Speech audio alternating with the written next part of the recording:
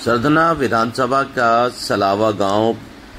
जब आप सरधना से सलावा के लिए चलेंगे तो नवाबगढ़ी, कुसावली, ज्वालागढ़ और उसके बाद ये महाराणा प्रताप चौक आएगा, जहाँ से राड़धना और खेड़ा के लिए रास्ता गया है।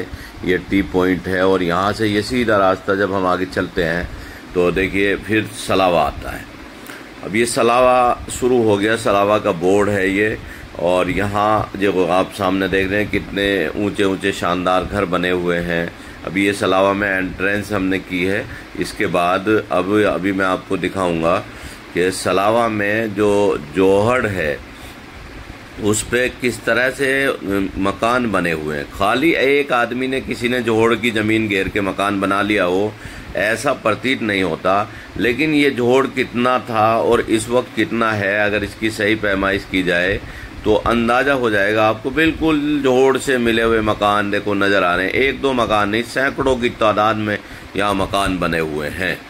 अगर ये अवैध अतिक्रमण गिराने की कार्रवाई शुरू हो जाए तो मुझे लगता है कि 1/3 गाँव का सफाया हो जाएगा। 1/3 गाँव के मकानों को हटाना पड़ेगा और बहुत सारे लोग बेघर हो जाएंगे, क्योंकि सरकारी ज़मीन या जोहड़ की ज़मीन, तालाब की ज़मीन, उस पे कब्जा करके केवल सलावा गांव में ही मकान बने हो ऐसा नहीं। पूरे डिस्ट्रिक्ट मेरठ के अगर जोहड़ का सर्वे कराया जाए कि कितने जोहड़ गांव वालों ने घेर लिए हैं तो आपको आंकड़ा होगा। आप सोच करके अचंभित रह जाएंगे। जिस तरह से ये मलबा गिरा हुआ ना, इस तरह का मलबा सबका गिराना पड़ेगा। जिस तरह से मैं आपको ग्राउंड रिपोर्ट दिखा रहा हूँ, ये हिंदू और मुसलमान के बीच का झगड़ा नहीं, ठाकुर और मुस्लिम समाज बराबर बराबर रहते हैं और ये सदियों से रहते आ रहे हैं। और इनका ये झगड़ा हुआ, गाली गलौज, शराब पी करके मारपीट, ये सब कुछ करना। और जहां अल्पसंख्यक समुदाय के कुछ घर हों और ठाकुर बाहुल्य गांव हो, वहां पर मुस्लिम समुदाय के साथ जो ये घटना हुई है वो दर्शाती है। हालांकि ठाकुर समाज के बहुत सारे लोगों से हमने बातचीत की तो ज़्यादातर का यही कहना था कि बड़ा ही दुर्भाग्यपूर्ण है और ऐसा नहीं होना चाहिए। सब मिलजुल के रहते आए हैं।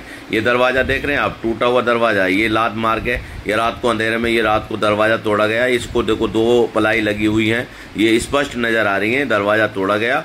और वहाँ उन लोगों को ये सत्तार पक्ष का कहना है कि हम अपने घर में थे और हमारे घर में बहन बेटियों को के साथ बदतमीजी की गई, उनके साथ जो है छेड़खानी की गई और घर में घुस गए लोग। और ऊपर से ये जब वो की गई तो अपने बचाव में हमने अपना बचाव करते हुए ही जो चोटें आई हैं वो बचाव करते हुए आई हैं और दोनों पक्षों को चोटें आई हैं, किसी को कम है किसी को ज़्यादा।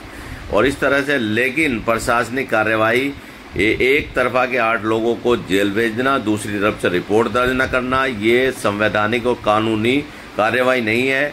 ऐसा ही कुछ कहना है आज़ाद समाज पार्टी के कार्यकर्ताओं का, जिन्होंने प्रदर्शन भी किया था, और अन्य राजनीतिक कार्यकर्ताओं का भी यही कहना है कि गांव में सब लोग मिलजुल के रहते आए हैं, एक बार फिर गांव में सब मिलजुल कर के रहें।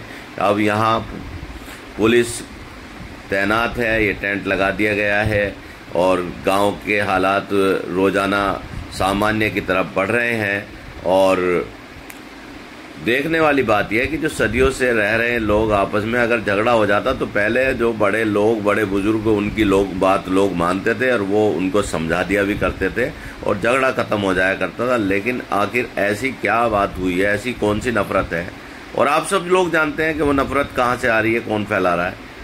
मैं आपको बताना चाहता हूँ। देखिए ये एक बुजुर्ग महिला है और इनका क्या कहना है, इस बुजुर्ग महिला से हमने बातचीत की, वो आपको सुनवाते हैं। हम सलावा में हैं और यहाँ सत्तार की पत्नी है जी। क्या नाम है आपका? जी मेरा आसिया नाम है। आसिया जी, आप जब ये झगड़ा हुआ है तो क्या आपको भी चोट लगी है? जी हाँ, छोटा में मेरे जो बहुत चोट लगी है। मेरे कमर में भी चोट लगी हुई है और आगे भी चोट लगी हुई है, मेरे हाथों में भी चोट लगी हुई है, सारे शरीर में दर्द है। मुझसे लौटा नहीं जा रहा खाट में बिल्कुल भी, बहुत ज्यादा दर्द है। मुझे खेची मेरे बच्चों ने पकड़ के नीचे से, कितने आदमी ने मुझे नीचे गिर रखी थी। ये सिल्लियां जो तो रखी हुई हैं, ये दिखाइएगा, ये सिल्लियां रखी हैं, ये कैसे रखी हैं यहाँ पे? ये ऊपर से गिर के अभी रखी थी हमने। कैसे गिरी है? ये ऊपर से गिरी है, जब पब्लिक चढ़ी। अच्छा, जब पब्लिक ऊपर भी चढ़ गए थे? हाँ जी, ऊपर भी चढ़ गए थे लोग। जब नीचे बच्चा लौटा था, जल्दी उस बच्चे को उठाया, भाग के नहीं, वही मर जाता। अच्छा, हाँ जी। बच्चा लौट रहा था, हाँ बच्चा जी। भी मतलब यह है कि उसकी जान बच गई। हाँ जी। तो उसके बाद ये जैसे पब्लिक चढ़ रही थी तो आपने पुलिस को कॉल करी थी? हाँ जी करी थी। हाँ, तो पुलिस आ गई टाइम आ पे? गई टाइम पे, आ गई, जो जिससे हमारी जान बच गई। पुलिस टाइम पे आ गई तो जान बच गई? बच गए, नहीं हम सब मरते, हमारी कोई और हम नहीं बचाते, हमारे मर्द नहीं बचाते, सब मर जाते अगर पुलिस ने हमारी हेल्प करी।